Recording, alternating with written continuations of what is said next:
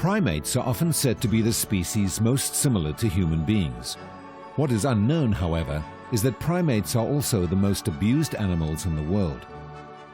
Coming from some horrific experiences in zoos, laboratories, and as people's pets, the residents here have a newfound freedom. Offering visitors a unique viewing experience, Monkeyland is the world's first free-roaming multi-species sanctuary, where primates are rehabilitated both physically and emotionally. This is an encounter with animals at its best. No cages, no electric fences, just our three adventurers, Kezia from Kenya, Gabi from Germany, and Cassila from Brazil, in a spacious natural surrounding with monkeys and other primates. From an abused past to a glorious future for these tree dwellers of planet Earth.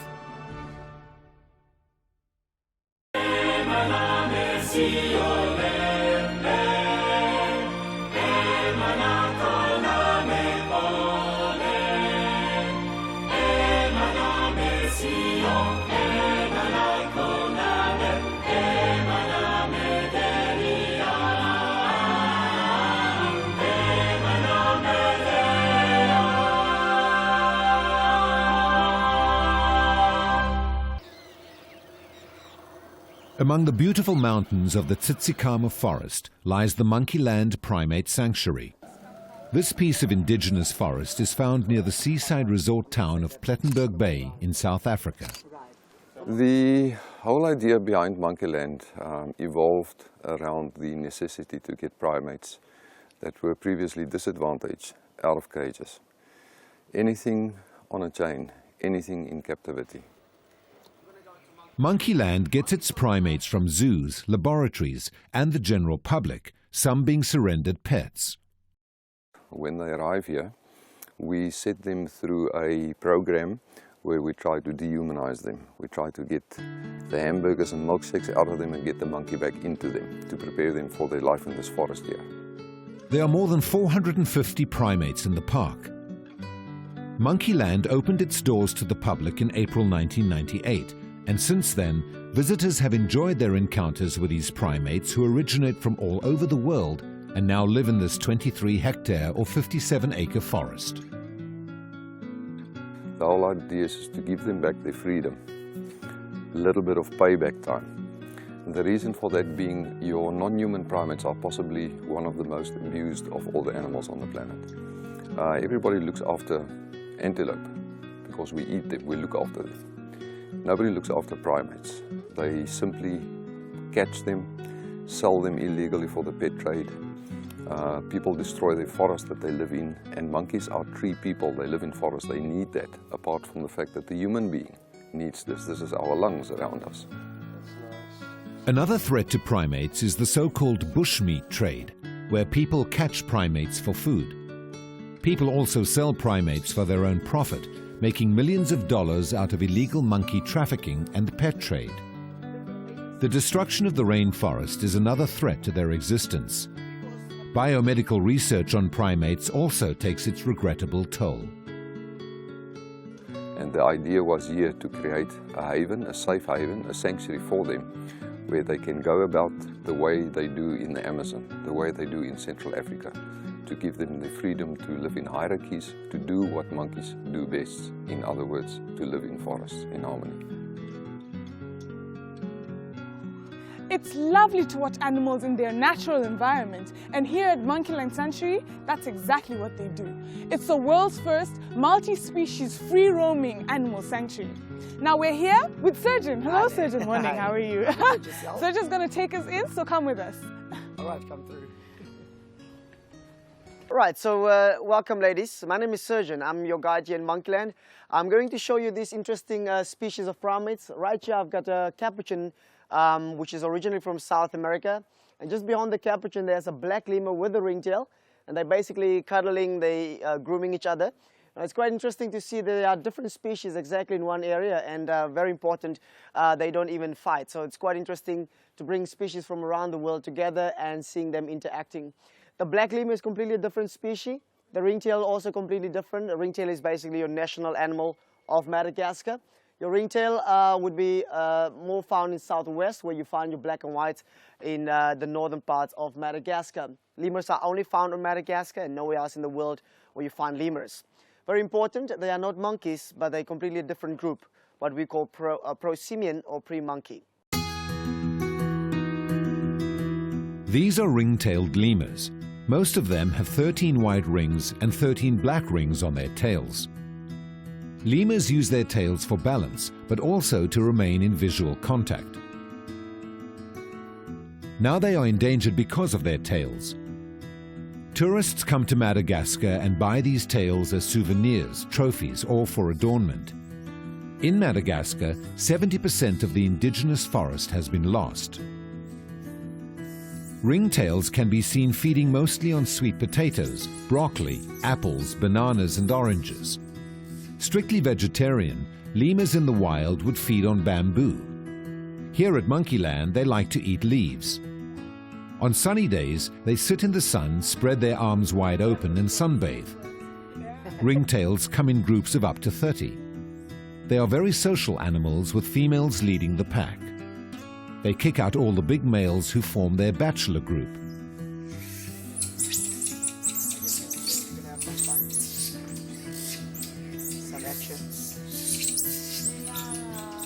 Perfect.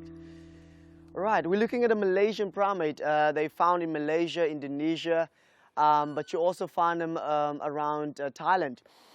These are spectacled langurs. Spectacled langurs, the name derived from the eyes, and the long tail, which is over 70 centimeters long. All right, beautiful gray colors when they are adults, but when they are young ones are born, they have a complete different color. We're looking at an orange color, bright orange. It's normally poisonous in the wild, and at the age of 2 years, they start changing color, and this color now shows adult. Spectacled langurs weigh normally from 10 to 15 kilograms, and your spectacled langurs live up to 40 years. So that's quite a good average for your primates. Then they come in groups of 10 to 30, quite big groups for something that big. And what normally happens in the group is that you have dominant males, and then the few females that they have would be then the partners. Should have screamed. We saw the opportunity. If he flicks his tongue, you know it's not a good sign, so you're going to have to get out of there. By the flick of the tongue, they show a threat, and if you flick your tongue, it's a challenge. So rather prefer that you keep your tongue in the mouth. But still very friendly primates. I want to make sure that you see the gibbon pre-warming, so I don't think we're going to rest. Before we find the gibbon, yeah. Sounds that we hear are your gibbons vocalizing as a result of marking territory. They do it certain times of the day, but also in mating season, it's slightly a different tone to it, and this is where they would entertain each other. Gibbons would normally be considered or called Asian singers of the forest, and this is exactly the sound that we hear.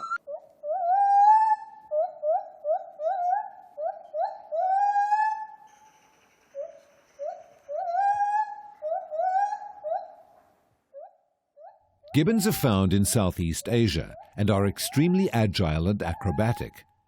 They move by swinging gracefully from branch to branch and on vines. They also negotiate small branches high up in the air, like tightrope walkers. They used outstretched arms to help keep their balance. Gibbons can also leap acrobatically across large gaps in the tree canopy from tree branch to tree branch. Gibbons have been known to leap over 9 meters in a single jump. Gibbons are classified as apes, not monkeys, owing to the absence of a tail. They come in different colors: brown, silver, grey, snow white and beige. Group sizes are in the region of 6 to 8. Gibbons give birth to only one baby every 4 years. Unfortunately, gibbons are on the endangered species list.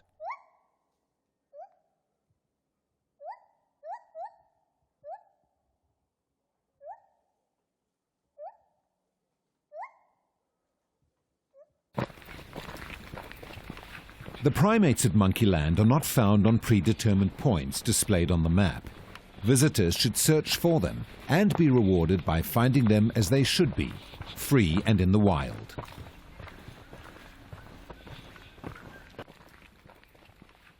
There's a black and white rough lemur on the table, and with no tail. And this is one of the reasons why they're still in Monkeyland, because they are handicapped. There are 12 feeding stations in Monkeyland. Residents are fed twice a day, in mornings and late afternoon. Monkeyland primates consume 400 kilograms of food per day. One of the features that distinguish lemurs from monkeys is their pointed snouts. Lemurs have a good sense of smell, where monkeys choose by sight. Lemurs are more nocturnal, and for that they have black and white vision, where monkeys see color. Female social dominance also sets lemurs apart from other primates and mammals. They have a different type of ear to monkeys. Monkeys have rounded ears, like humans, but lemurs have more cat-like ears that can turn to where the sound is coming from. There are approximately 100 species and subspecies of lemur, and most of them are either threatened or endangered. Unless trends change, extinctions are likely to continue. Monkeys and lemurs without tails or limbs quickly learn to compensate. What does help is that there are no predators in Monkeyland. Now, normally when primates come from captivity, they come with problems. Some come with tails that have been taken off, amputated. Some come with canines that has been removed because they eventually start to bite. Some primates come from laboratories where they have been tested on cosmetics, and you see them coming with eyesight problems. Some are mentally disturbed when they come to Monkeyland because of the wrong injections, testing on vaccines.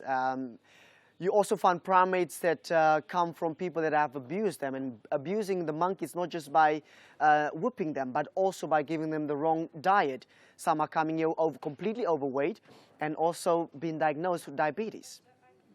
In Monkeyland, we are releasing primates into the natural habitat, but it's only those that we know that they'll be able to take care of themselves. They need to be strong mentally, physically, before we can release them. It's not any type of monkey that can get released. Some is just completely mission impossible. Bem, pessoal, estou aqui na ponte, na maior ponte suspensa da África do Sul. E é como se fosse assim na copa das árvores, mais ou menos no topo das árvores. Sabe o que é interessante aqui? Dá para ter a mesma sensação que os macacos têm quando eles olham para a gente de cima para baixo.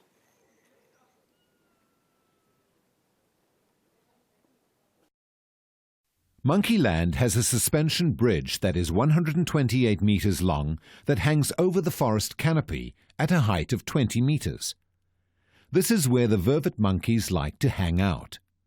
These indigenously South African monkeys are found throughout the country, but also throughout Africa. Unfortunately, many farmers in South Africa view vervets as agricultural pests. At Monkeyland, they have a better status.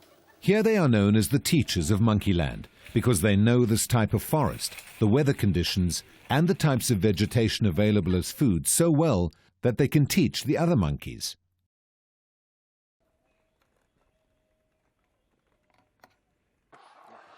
Squirrel monkeys are very social. The kids like to play a lot. I'm now viewing them playing, wrestling, interacting, basically socializing. These are young ones of maybe just 8 months old, 9 months old, but nothing more than 1 year. One of those young ones will definitely become a leader because he's outsmarting the others when they play wrestling games. So yes, this is how they also become leaders. Becoming leaders is not always about fighting, but sometimes just for fun, they say, well, I don't mind if you want to be our leader because you're quite cool to play with. Squirrel monkeys are found in the Amazon jungle and along the coasts of South America. Squirrel monkeys are known as the piranhas of the Amazon. They come in big groups, most often of 100 to 150, but group sizes of up to 500 have been observed. They may be the smallest monkey species in Monkeyland, but the largest in number, and they are definitely the cheekiest.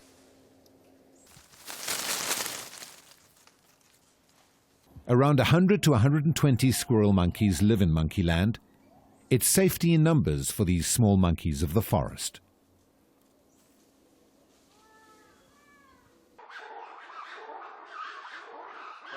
Those are your black and white rough lemurs busy marking territory. They don't want to be beaten by the gibbons, so they thought, okay, we're also going to mark our territory, seeing that everyone is marking territory.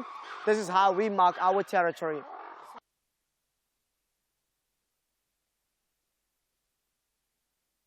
Second only to the blue whale in vocal ability, the howler monkey is recognized as the loudest land mammal to inhabit planet Earth. Male howlers have large throats and specialized shell-like vocal chambers that help to turn up the volume on their distinctive call, which can be heard from a distance of 6 kilometers. The howler monkeys are typically known by the way they make sounds, but also recognized by the mane that you see. It's almost like a beard, almost like a lion would make a sound or would look like.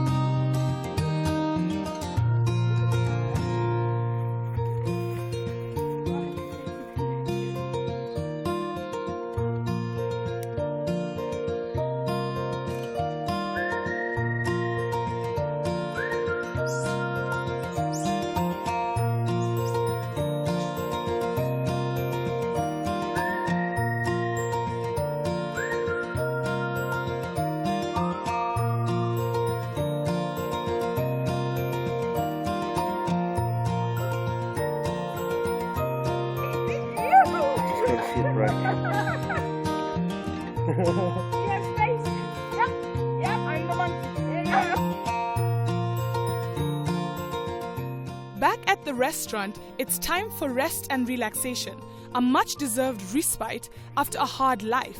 Time to lie in the sun, enjoy the fresh air, and not to worry about where the next meal is coming from. You can just see in their eyes they're thinking, this is how it should be after all. We, for instance, earlier saw a black lemur in the forest here. He's at this stage one of his kind that we have in the forest. Now, his name, by the way, is Brad Pitt. He came to Monkeyland a couple of years ago, 3, 4 years ago, 5 years ago even, with a problem in the sense that he was completely blind. His eyes were riddled with cataracts.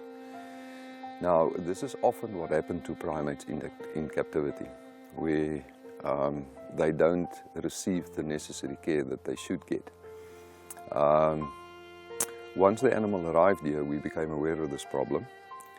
And to solve the problem, the way we've done with so many other primates in the sanctuary, there's hundreds of stories we can tell you, was that we sent this specific black lemur to the Johannesburg Human Eye Hospital to perform laser surgery on the eyes, which was in the end a very big success story after the animal have been walking around with this problem of having poor or no sight for a great deal of his life. It was very rewarding when Brad Pitt came back to us after the operation. Being a prosimium, your so-called half monkeys, he had to rely until that time basically just on his smell to identify whatever he liked in life. The people he liked around him, the food he liked, his wife, his female that he lived with. And he never had the opportunity to see that. Now, coming back after the operation, as I mentioned, that was a very big success. It was extremely rewarding to see how this animal actually reacts. In the past, he would sniff around the feeding station for his favorite tidbits, his favorite foods, which all of us have. We have certain favorites. Coming back with the eyesight restored, it was amazing to see this animal sniffing, going around the normal behavior, and then sniff something that he really likes, and then just stand back and for the first time be able to see the color of a papaya, for instance. It was extremely rewarding. The female that he had to live with during that period of time, he had to always follow his snout, smell the lady to find her attractive. And when that familiar smell came with a female and he joined up with a female, before we released him into the park, you could see him sniffing the female and then stand back and look at this female, look at my wife, so to say, the first time that he could see it. What makes it very interesting that your black lemurs, the males are always black and the females are basically redheads. So it must have been an amazing sight for this animal to see this red female for the first time and to see that he is black in that sense, and still in his brain realize that, you know, we are actually one of a species, and this is how I look and this is how my wife looked.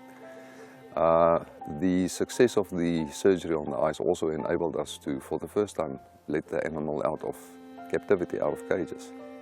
So he could go into a forest like this and enjoy the forest, see the colors, see the birds, things that only existed in his life of darkness before that.